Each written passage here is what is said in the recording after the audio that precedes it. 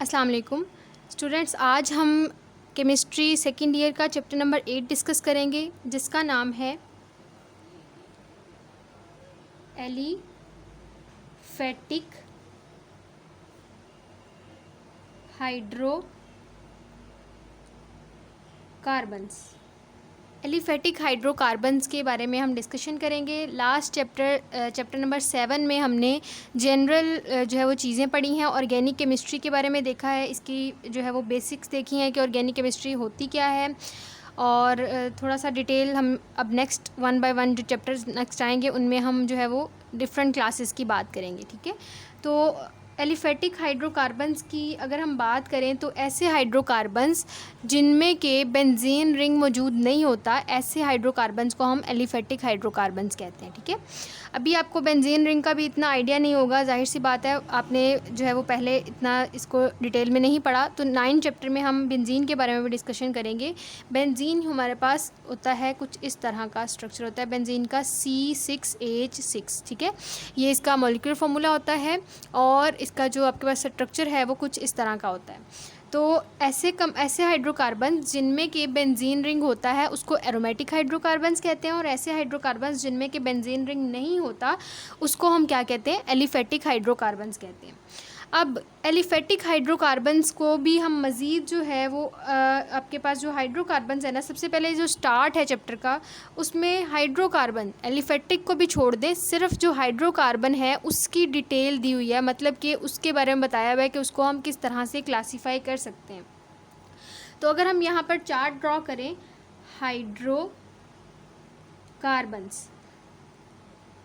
Hydrocarbons जो है इनको हम सबसे पहले डिवाइड कर सकते हैं 2 पार्ट्स में। ठीक है, 2 पार्ट्स में डिवाइड करेंगे तो 2 तरह के हाइड्रोकार्बन होते हैं। एक तो हमारे पास आ जाते हैं ओपन चेन, और दूसरे आ जाते हैं क्लोज्ड चेन। ठीक है, ये 2 तरह के हाइड्रोकार्बन्स हमारे पास आ जाते हैं। ओपन चेन जिनमें कि आपके पास स्ट्रेट चेन्स होती हैं, या फिर स्ट्रेट ना भी हों तो वो क्लोज्ड नहीं होती, जैसे कि आपके पास आ जाता है CH3 CH2 CH3। ये आपके पास एक ओपन चेन कंपाउंड है या ओपन चेन हाइड्रोकार्बन है।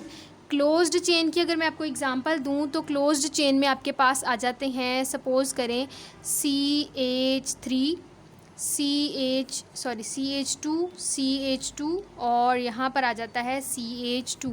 तो ये आप देखिए रिंग बना हुआ है ना, एक क्लोज्ड स्ट्रक्चर है, तो ये आपके पास क्लोज्ड चेन हाइड्रोकार्बन्स कहलाएंगे, और ये आपके पास ओपन चेन हाइड्रोकार्बन्स कहलाएंगे। ठीक है, तो बेसिकली हम हाइड्रोकार्बन्स को 2 टाइप्स में डिवाइड कर सकते हैं।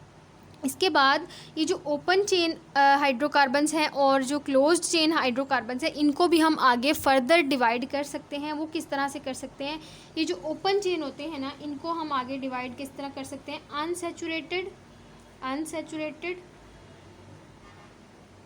और दूसरी तरफ आ जाते हैं आपके पास अनसैचुरेटेड और सैचुरेटेड। अब इसमें अगर गौर करें तो सैचुरेटेड का क्या मतलब होता है, सबसे पहले तो इसको डिस्कस करते हैं।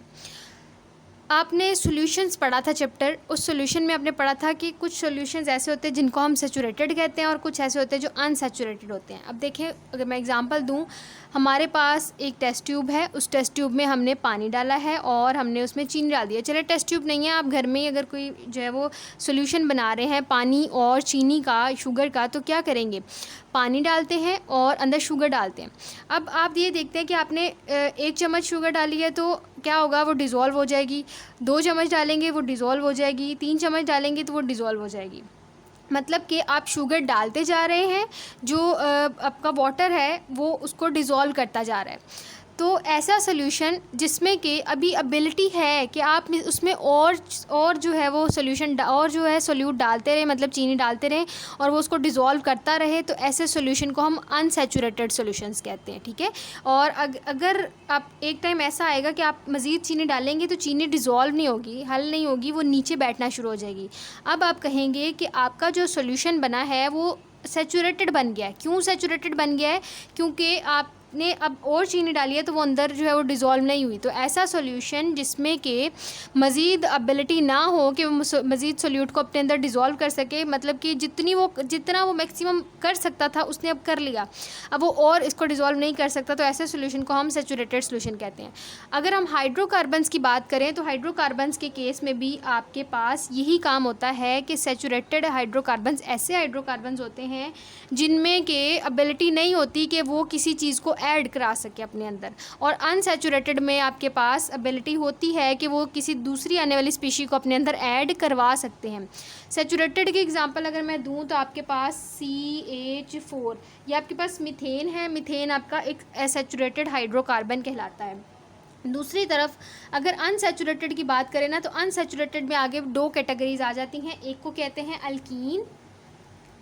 अल्कीन्स और दूसरे को कहते हैं अल्काइंस। अल्कीन्स की अगर हम बात करें तो CH2 double bond CH2 CH triple bond CH। देखें ये वाला जो आपके पास अल्कीन है, अल्कीन आपके पास ऐसे हाइड्रोकार्बन्स होते हैं जिनमें के डबल बॉन्ड प्रेजेंट होता है। अल्काइंस ऐसे हाइड्रोकार्बन्स होते हैं जिनमें के ट्रिपल बॉन्ड प्रेजेंट होता है। तो अल्कीन में अगर हमने किसी चीज़ को ऐड करवाना है, किसी बाहर से आने वाली स्पीशी को ऐड कराना है, तो क्या करना पड़ेगा, हम डबल बॉन्ड को बहुत आसानी से तोड़ेंगे, इस डबल बॉन्ड में से एक बॉन्ड को ब्रेक करवा देंगे और आने वाली स्पीशीज़ में ऐड हो जाएगी। इसी तरह अगर हमने अल्काइन का रिएक्शन करवाएंगे तो अल्काइन में भी जो है वो दो बॉन्ड टूट सकते हैं। दो यहाँ पर पाई बॉन्ड है और एक सिग्मा बॉन्ड है, ठीक है, 3 बॉन्ड है तो इसका मतलब है 2 इसमें से पाई है और एक सिग्मा है। तो जो पाई बॉन्ड है हमें पता है वो वीक बॉन्ड होते हैं, हमने फर्स्ट ईयर में पढ़ा भी हुआ है। तो अगर वो टूट जाएगा आसानी से और कोई भी चीज़ आकर ऐड हो जाएगी तो ऐसे कंपाउंड को हम अनसैचुरेटेड हाइड्रोकार्बन का नाम देंगे। अब यहाँ पर इसके बाद नेक्स्ट क्लोज्ड चेन कंपाउंड्स की बात करें तो इनको भी हम 2 टाइप्स में डिवाइड कर सकते हैं। किस तरह से, देखें थोड़ा सा नीचे करके मैं लिख देती हूँ, इसको थोड़ा सा इस तरफ कर लेते हैं यहाँ पर, ठीक है।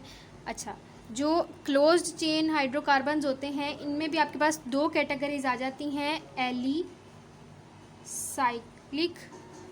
हाइड्रोकार्बन और एरोमेटिक। एलिसाइक्लिक हाइड्रोकार्बन या एलिफेटिक हाइड्रोकार्बन और उसके अलावा आपके पास एरोमेटिक हाइड्रोकार्बन आ जाते हैं। एलिसाइक्लिक में क्या होता है कि साइकिल प्रेजेंट होता है लेकिन एरोमेटिक रिंग प्रेजेंट नहीं होता। एरोमेटिक रिंग मतलब बेंजीन रिंग, ठीक है। तो ऐसे कंपाउंड्स जिनमें कि बेंजीन रिंग प्रेजेंट नहीं है वो आपके पास एलिसाइक्लिक हो जाते हैं, और एरोमेटिक जिनमें कि बेंजीन रिंग प्रेजेंट होता है, जैसे कि बेंजीन, एरोमेटिक में आप बेंजीन की ही एग्जाम्पल दे सकते हैं, ये आपके पास एक एरोमेटिक कंपाउंड है या एरोमेटिक हाइड्रोकार्बन है। एलिसाइक्लिक में आप दे सकते हैं हेक्सेन की। हेक्सेन में आपके पास कुछ इस तरह होता है, इस कॉर्नर पे CH2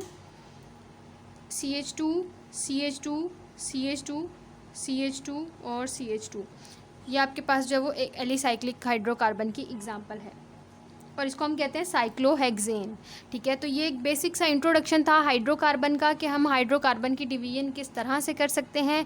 हाइड्रोकार्बन को हम 2 कैटेगरीज में डिवाइड कर सकते हैं, open chain hydrocarbon, close chain hydrocarbon. Open chain के आगे फर्दर 2 टाइप्स हैं, सैचुरेटेड हाइड्रोकार्बन्स और अनसैचुरेटेड हाइड्रोकार्बन। सैचुरेटेड हाइड्रोकार्बन ऐसे हाइड्रोकार्बन होते हैं जिनमें कि सिंगल बॉन्ड प्रेजेंट होता है, और अनसैचुरेटेड हाइड्रोकार्बन ऐसे हाइड्रोकार्बन होते हैं जिनमें कि डबल और ट्रिपल बॉन्ड प्रेजेंट होता है। फिर उसके बाद हम क्लोज चेन अगर जो है वो कंपाउंड की बात करें या क्लोज चेन हाइड्रोकार्बन्स की बात करें तो उनमें रिंग्स बने होते हैं आपके पास। अब रिंग भी 2 तरह के हो सकते हैं। एलिसाइक्लिक हाइड्रोकार्बन में ऐसे रिंग प्रेजेंट होते हैं जो जिनमें कि बेंजीन रिंग नहीं होता, और एरोमेटिक आपके पास ऐसे हाइड्रोकार्बन होते हैं जिनमें कि बेंजीन रिंग प्रेजेंट हो सकता है। तो ये आपका जो है वो बेसिक सा इंट्रोडक्शन था। Thank you.